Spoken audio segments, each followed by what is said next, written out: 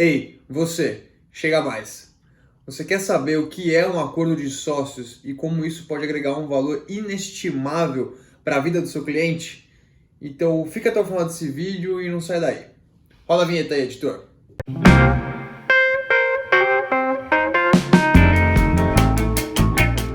Bom, se você não me conhece, eu sou o Vini Tambasco, advogado especializado em direito empresarial e M&A.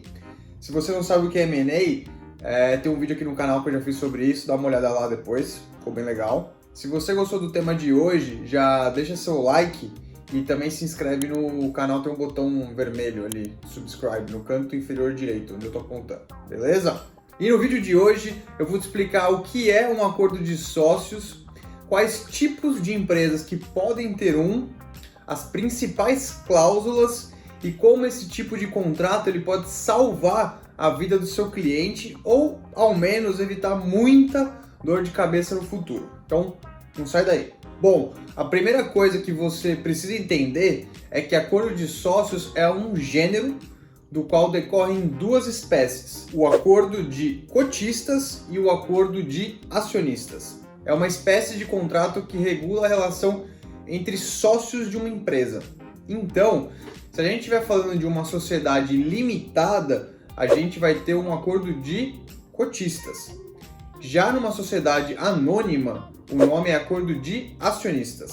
A previsão legal do acordo de acionistas está na Lei das SA, especificamente no artigo 118, vai aparecer aqui.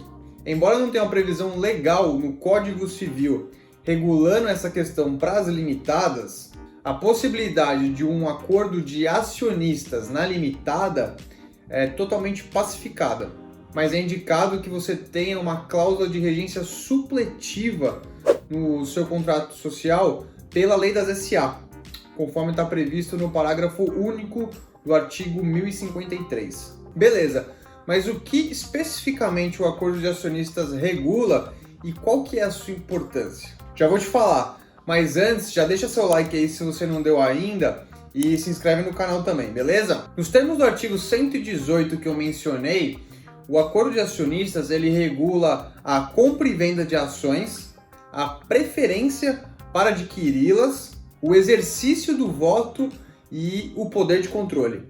E aqui tem um grande pulo do gato para você. O acordo de acionistas só pode regular essas questões que estão previstas no caput do 118? Não! Você, como advogado, pode sim elaborar outras disposições que não essas do artigo 118, mas a companhia somente estará obrigada a respeitar as cláusulas que versem sobre as matérias que estão previstas no 118, contanto ainda que o seu acordo de acionistas esteja devidamente arquivado na sede da companhia.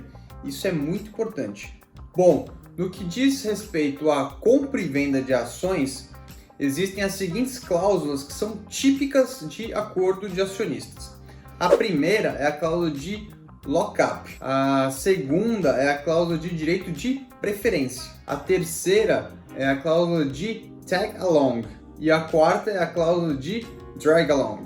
Eu não vou dar muitos detalhes aqui sobre cada cláusula dessas, porque o propósito desse vídeo é ser mais um apanhado geral. Mas eu vou explicar um pouco sobre cada uma. A de lock-up determina que certo acionista ele não vai poder vender as ações dele por um X período de tempo. Normalmente porque é uma pessoa muito importante para o sucesso da empresa, como um acionista fundador, enfim. A cláusula de direito de preferência, ela se divide em duas. A primeira é a preferência no aumento de capital social, para evitar a diluição. A segunda é a preferência na compra e venda de ações, quando um acionista está obrigado contratualmente, aqui no caso do acordo de acionistas, a primeiro oferecer as ações dele para um outro acionista se ele quiser vender. E só se esse outro acionista recusar ou não quiser comprar, aí sim ele pode vender para um terceiro.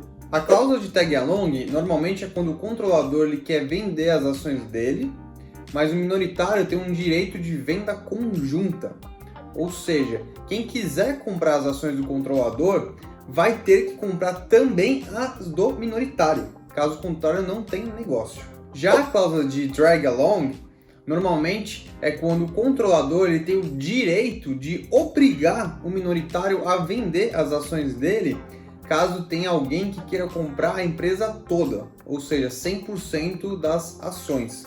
Bom, bem por cima é isso. Tem sim variações dessas cláusulas, mas esses são exemplos bem típicos.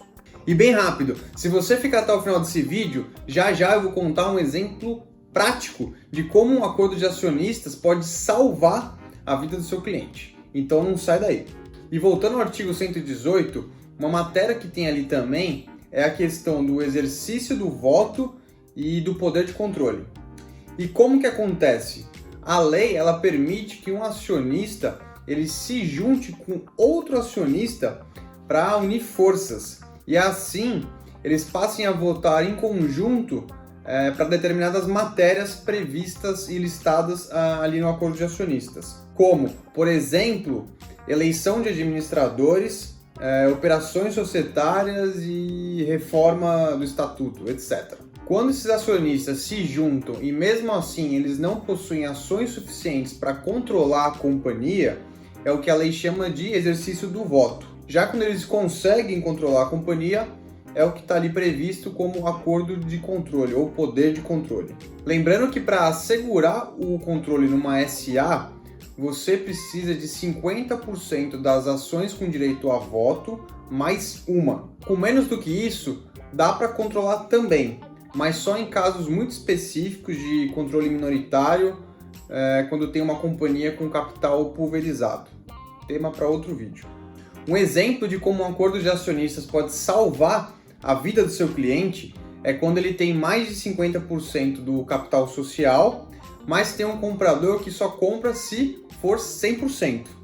Se você elaborar um acordo de acionistas para o seu cliente que contém uma cláusula de drag along que obrigue o minoritário a vender em caso de venda do controle, você pode evitar que esse minoritário fique extorquindo o seu cliente, pedindo cada vez mais dinheiro para vender a parte dele também.